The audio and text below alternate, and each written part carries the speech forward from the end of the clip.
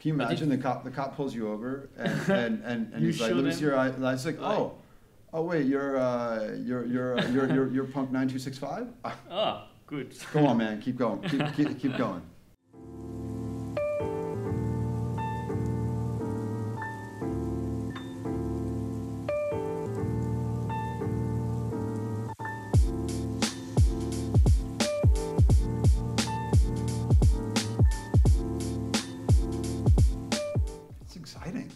We're in Paris at Station F. Xavier Niel built, this incredible train station of technology just in time for the Web3 revolution. So thanks to Xavier. Yes, it's a great place, a lot of inspiration, many entrepreneurs here, and today it feels like the whole space is about NFTs, and I keep seeing what's happening in this ecosystem. I see a lot of Sandbox related stuff, so it makes me very happy. Oh man, well, coming back on my history, I feel super lucky that kind of everything I've done is culminating into this kind of technology meets culture world. It's accidentally what I've always done. I built the second ever music related website back in 1993, and I dropped out of grad school to go on tour with the Beastie Boys, and then we worked in digital music for a long time, whether it was at Winamp or with Dr. Dre and Trent Reznor at Beats Music and Apple Music, and then found myself in luxury, which I didn't even know what luxury was, to be honest with you. I wore Vans and a Black Sabbath t-shirt to work every day until I moved to Paris. But what I realized is that the luxury business is about culture. And actually someone from Gucci just said something amazing to me, which is that NFTs are about scarcity, community, and creativity. And so is the luxury business. It's about scarcity, community, and creativity. And that I thought was an incredible quote. So credit to Nicolas Gucci for that quote and putting it so succinctly. But for me, this collaboration with Fendi, which is a little baguette that holds a ledger, was us wanting to make a little leather holder for my Ledger hardware wallet, and making the suggestion to my friend Serge, who's the CEO at Fendi, and then Serge mentioning it to Sylvia Fendi, who had a much better idea, and she built two incredible cases. We've heard a lot of feedback from people that say, oh, well, crypto is not meant to be flaunted in that way, and I disagree on two levels. One, people show wealth all the time, whether it's a Lamborghini or a luxury handbag or an expensive watch. People show wealth. That's nothing new. The second is from a security perspective. I would never suggest anybody takes their net worth and walks around on the street with it. But we believe in the tokenization of everything, and at some point your ledger is going to hold your sanitary pass, your driver's license. This is not only about hodling Bitcoin. Right? This is about literally the tokenization of everything and your identity. And ultimately, I will verify that I am the owner of the wallet that holds that government document. And that is something that I will carry around, on my body. So anyway, that is the long and maybe 30-year genesis of the Fendi case.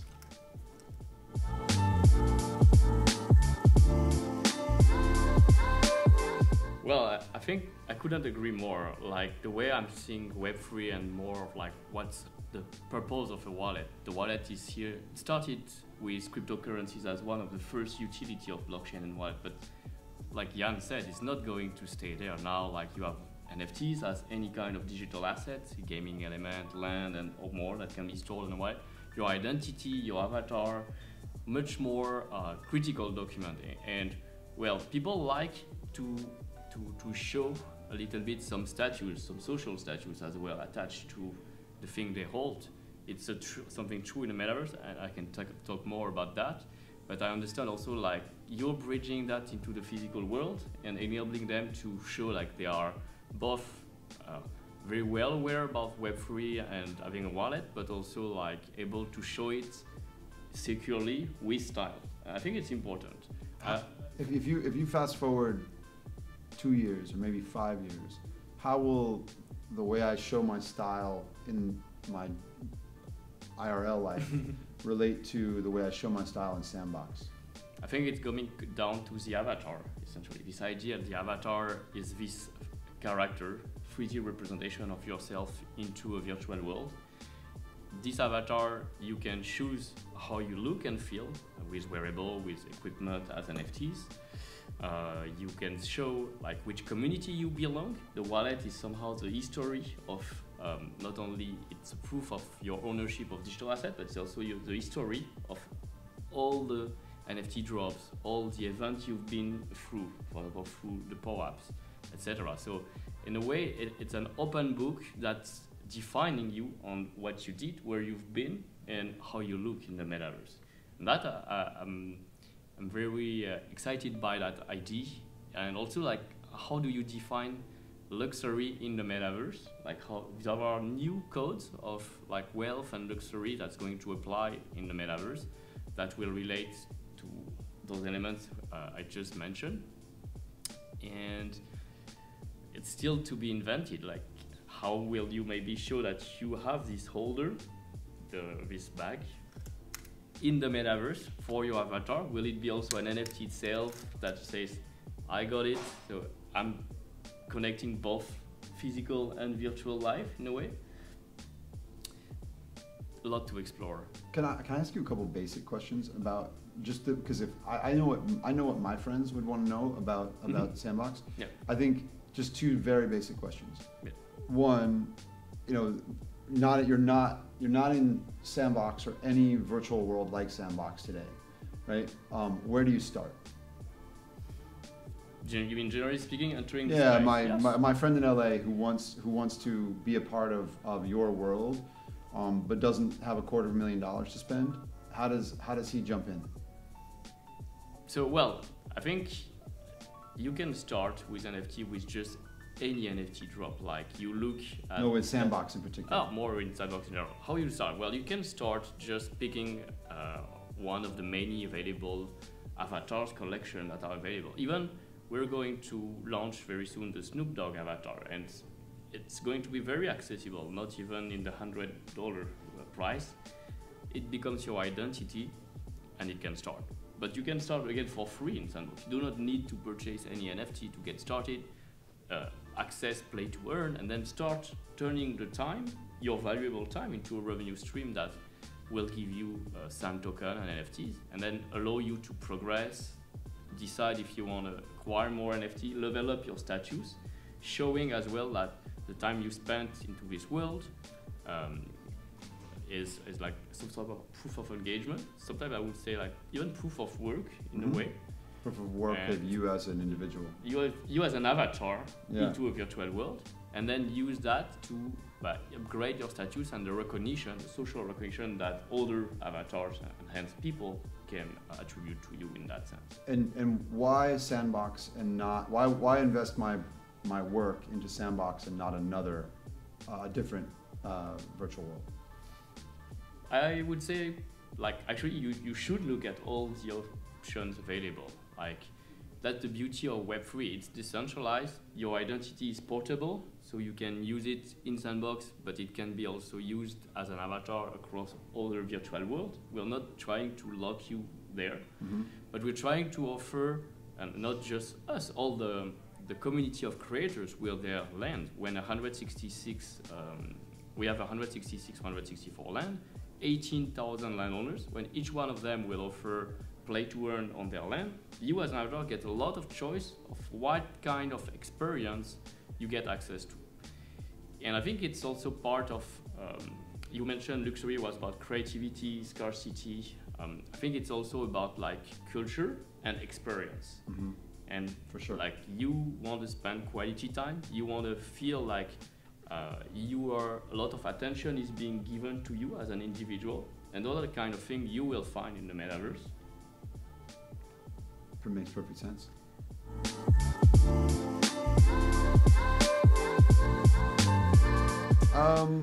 It'll be, I mean, the little metal one will be just over €1,000, and then there's also crocodile and there's one with crystals. There's two models. There's the baguette and the olak. But again, look, it's like luxury. It's luxury is not for everyone, and no one luxury brand is for all luxury customers. These are communities, and they're communities that are centered around creativity and craftsmanship. And nobody is telling someone that they should or need to buy it, and no one is telling them that they should or need to walk into the street with it. This is it's also decentralized, and if you're interested in it, cool. If not, that's totally fine too.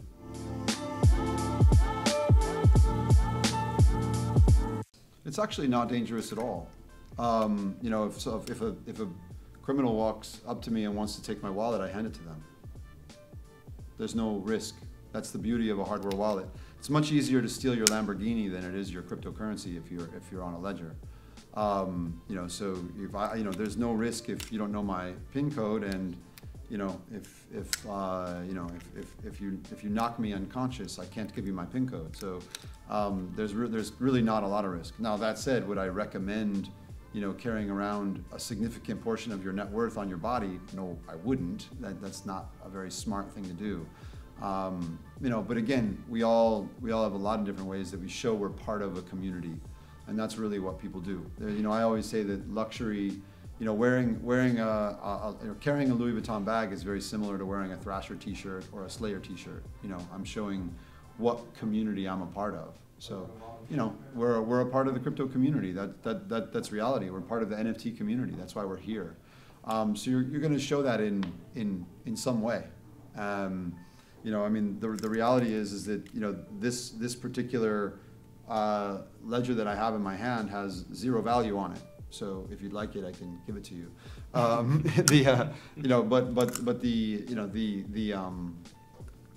It's again, because I walk around with a Thrasher T-shirt doesn't mean I have a skateboard in my hand. I'm showing that I'm part of a community. Well, let me grab Hedvig.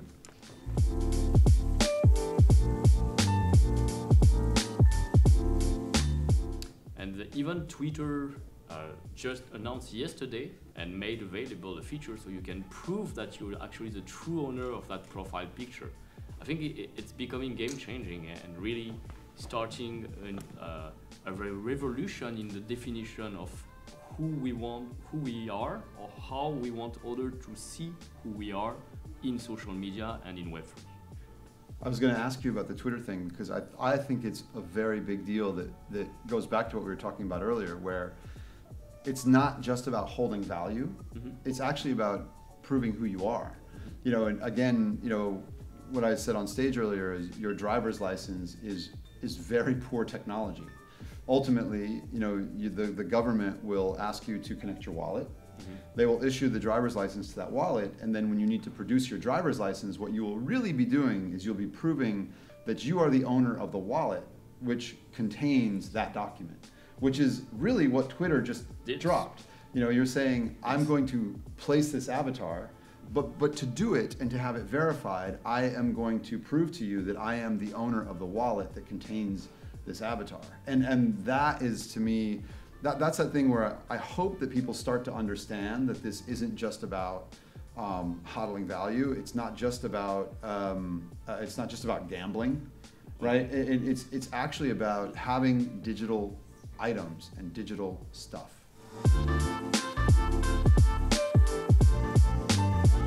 In luxury, things are very much driven by the designers. And I would say, why Fendi? Because Sylvia Fendi gets it. And when the idea was presented to her, she said, I know what this looks like. And that's not always the case. The luxury world, it supports creativity fundamentally, which means that anything that happens in the luxury world, it usually emanates from the creative people and the designers. And creative vision is whimsical, right? Some people might go, I don't get it, that's not for me. In this case, Sylvia Fendi said, I have a vision for this, I want to do that. And that's why it happened and why it moved so quickly. You also have the entire team at Fendi, from the CEO to the accessories team, the communications team. They're good, they move quick. So that I think is why Fendi. I think it could have been, you know, a lot of different brands, but it wouldn't have been the same. And that's great. To me, again, you know, as we said earlier, scarcity, creativity, and community. Seeing these worlds collide, what we have is we have new technical platforms for these things to exist. There's a great book by Tim Wu called The Attention Merchants. And what it does is it really follows technology's impact on culture for the past, say, 150 years. And there is always an impact. You know, outdoor advertising started here in Paris. Without outdoor advertising and propaganda, you don't get the same World War I. Without radio, you don't get the same World War II or the same communist era. You know, without the internet, you don't get Donald Trump or Brexit. You know, technology is never divorced from humanity or culture. And really, like, you know, the question is just how does it manifest itself? You know, in my life, that's been, you know, vinyl albums, 7 inches, cassette tapes, compact discs, MP3s, streaming. You know, that's been a huge part of my life, but that's just one facet of technology that you know, that powers industries. You know, what we have right now is we have this new way of, we have digital scarcity and therefore digital ownership and critical digital goods. And that is just a platform on which humanity will build culture. And that's really, that's to me, that's really what we're talking about, is what are the possibilities that start with that platform.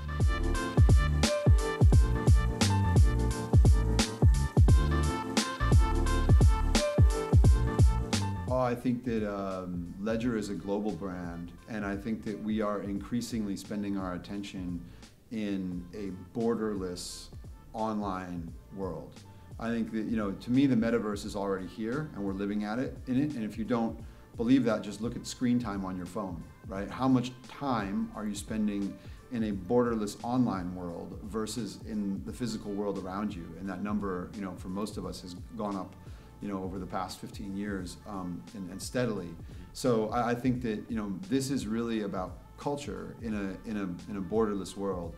I know I'm an American living in Paris, so, you know, the distinction between, you know, to me, nationalism is, you know, we're moving to a post-nation world, post-nation state world, in many ways, thanks to certainly the internet, but also, you know, the odd thing for us as humans is that we're living in these geographical, bordered, in most cases, democracies, but we're spending our attention in these borderless worlds. And I think that's a fundamental, you know, challenge for humanity at the moment. And so, you know, for me, didn't even cross my mind to think about nationalism with respect to a collaboration with Ledger. Not even a consideration. Merci beaucoup et merci Sébastien pour. Merci à toi Yann, conversation moi, très riche pour et cette conversation. À continuer. Ouais.